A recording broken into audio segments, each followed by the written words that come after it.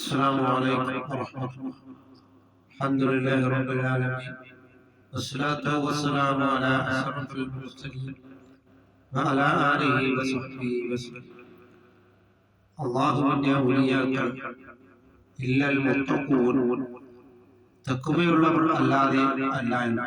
അവർ തഖ്വയുള്ളവർ ആയിരിക്കും. അതുകൊണ്ട് നാം തഖ്വയിൽ അധിഷ്ഠിതമായിട്ട് നാം ജീവിക്കുവാൻ നാം ശ്രമിക്കണം. അള്ളാഹുവിന്റെ മുന്നിൽ വളരെയധികം സ്ഥാനമുള്ളവർ തഖ്വയുള്ളവർ ആയിരിക്കും.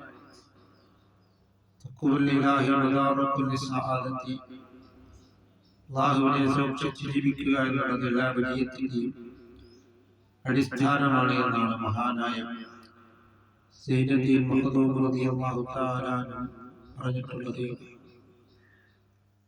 തഖ്വയിൽ അധിഷ്ഠിതമായിട്ട് നാം ജീവിക്കുവാൻ നാം ശ്രമിക്കുക.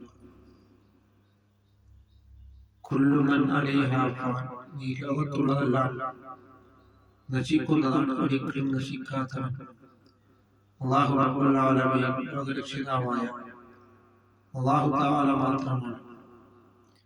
അതുകൊണ്ട് നാം മൻ ഖാഫ റബ്ബഹു, ഒരുത്തൻ ആകാശഭൂമികളുടെ സംരക്ഷകനും സംവിധായകനുമായ അല്ലാഹുവിനെ ഭയന്നു കഴിഞ്ഞാൽ ലോകത്തുള്ള എല്ലാ വസ്തുക്കളും അവനെ ഭയക്കുന്നത്. അതുകൊണ്ട് നാം അല്ലാഹുവിലേക്ക് നാം മടങ്ങുകയും തഖ്വയിൽ അധിഷ്ഠിതമായിട്ട് നാം ജീവിക്കുവാനും നാം ശ്രമിക്കുക. അങ്ങനെ നാം അല്ലാഹുവിന്റെ പ്രീതിയിലായിട്ട് നാം ജീവിക്കുവാൻ നാം ശ്രമിക്കുകയും അങ്ങനെ നാം തഖ്വയോടുകൂടിയുള്ള ഒരു ജീവിതം നാം നയിക്കുവാൻ നാം ശ്രമിക്കുകയും